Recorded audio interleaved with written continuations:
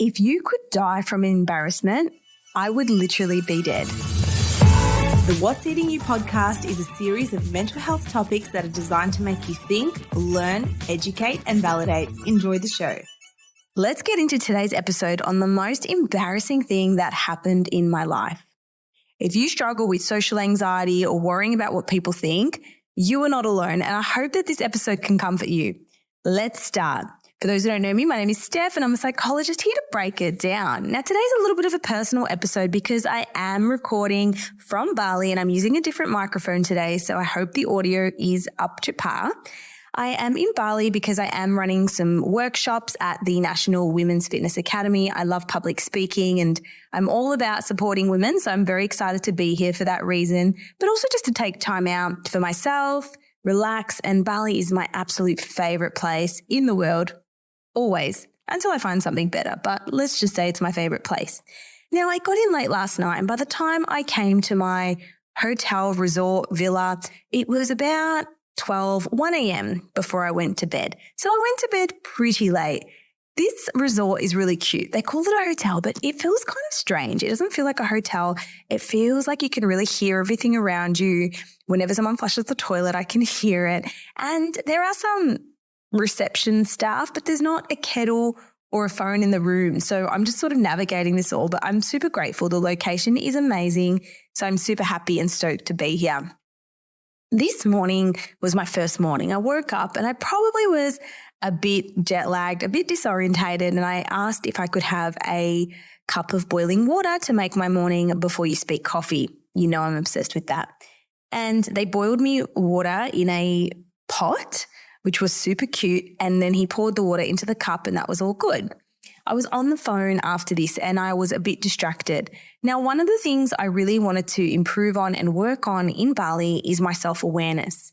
A lot of the time I can be a little bit in my own zone or not really aware of my surroundings, but other times I'm super tuned in to my surroundings, but more how other people feel. It's not so much that I'm oblivious. I'm very super aware of other people and making other people feel included and welcome.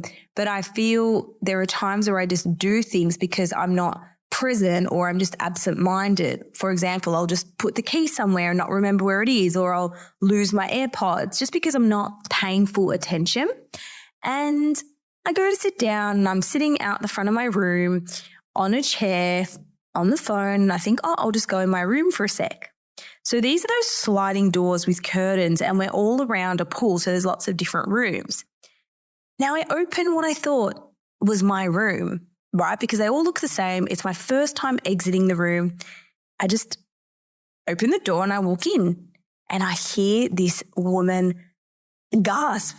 Oh my God. I don't know if she said, oh my God, but this woman gasped and I'm just looking at this woman in her bed. Yes.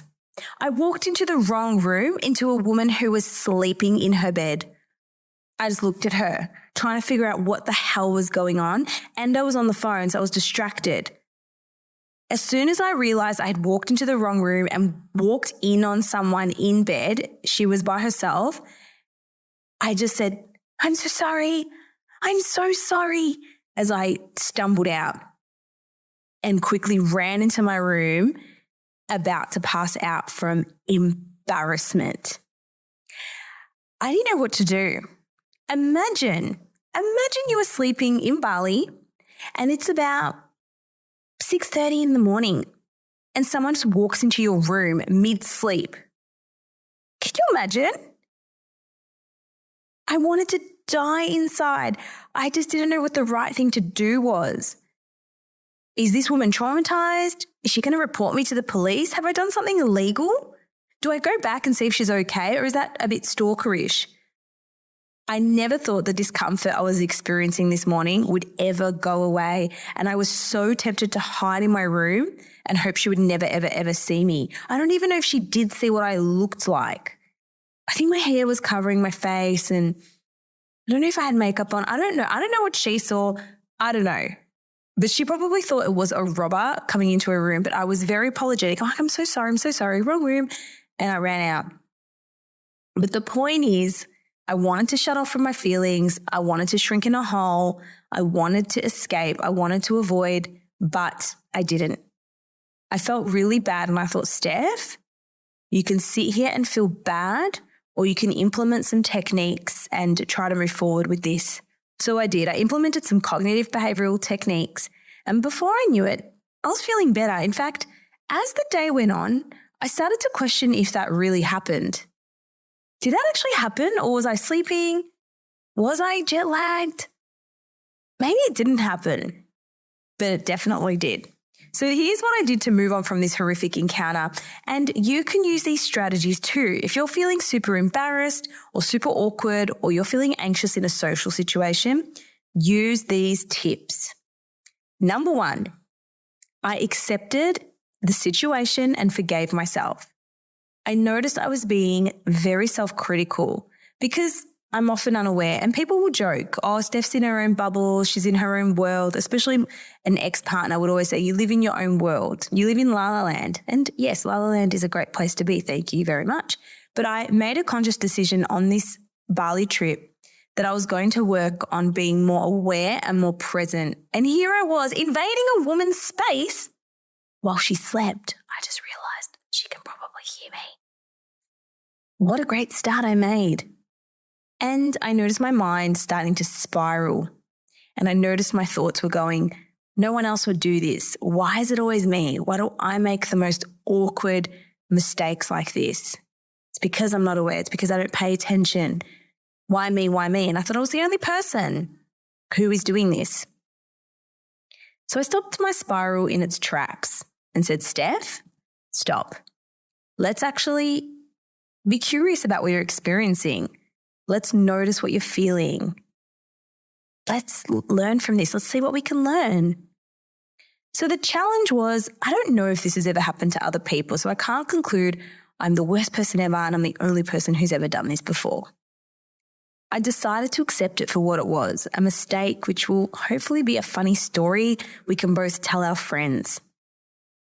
So if you experience an awkward situation, accept it and forgive yourself. You are human. And just because you think a situation was awful, or you've hurt someone, or they're thinking bad about you, challenge those beliefs. It may not actually be true. The second thing I did was I put myself in her shoes. If it happened to me, I would surely freak out too. I don't know what I would say, because half the time, things can be hanging out in your sleep, if you know what I mean. If you sleep with a top. So I think I would freak out, but I would eventually come down and think, okay, poor girl, she probably just made a mistake. Putting myself in her perspective made me realize that perhaps it wasn't as bad as my mind made it out to be. And even if it was worse than this, it doesn't help me to imagine the worst case scenario, right? Imagining the worst case scenario doesn't change the actual case scenario. But I'm sure mistakes like this happen. And if it happened to me, I would be so freaked out. I'd be so scared. But I'd say, you know what? No one was in danger. She just made a mistake. It's okay. The third thing I did was focus forward. So whenever my mind replayed the incident like a tape today, whenever I saw this woman scrummaging the covers and gasping for air, I acknowledged it was a very uncomfortable situation. But I reminded myself, what are you going to do about it, Steph? It's happened. Other than that, other than apologizing and finding out who she is, what can I do? We're both safe and the moment is over. So how can I learn for this experience? I will definitely aim to be more mindful and aware of my surroundings, paying attention to where my room is. On that note, I slept with the key on the outside of my door last night. So in my mind, I'm thinking, I'm so safe here. Even though it's scary, I'm so safe. The key was on the outside of my door. But at the same time, she slept with her door unlocked too. Hopefully that will change for both of us tonight. Now, whilst this situation isn't exactly social anxiety, it can teach us about the fear of embarrassing yourself in front of others, because social anxiety disorder has two key components, the fear of being negatively evaluated by others, and the fear of embarrassing yourself in front of others. Now, this wasn't a fear. This was very rational and very in context of the situation. So I want to emphasize that embarrassment is a really normal feeling. Yes, it's uncomfortable. Yes, it's awkward, but embarrassment sometimes needs to happen and it's okay. So the next time you feel social anxiety or worry or embarrassed, try those three things I listed above. Acceptance and forgiveness. Accept it for what it is, know that it will pass, and it's okay. The second thing is challenge your worst case thoughts. Are these actually true? Are they actually real? Or is your mind spiraling? And the third thing is become curious. How can you learn from this situation? How can I focus forward? How can I move through this? Try these 3 steps and let me know how you go. If you do struggle with anxiety, definitely check out my course, Unchain Your Brain. It's an easy online course that helps you deal with anxiety, your mood, worries, and overthinking. I hope you enjoyed this and let me know what you think. Has this ever happened to you before, or am I the only person that these scenarios happen to? Thank you so much for tuning in. I'm super grateful that you're here and I hope that you enjoy the rest of your day. See you soon. Bye.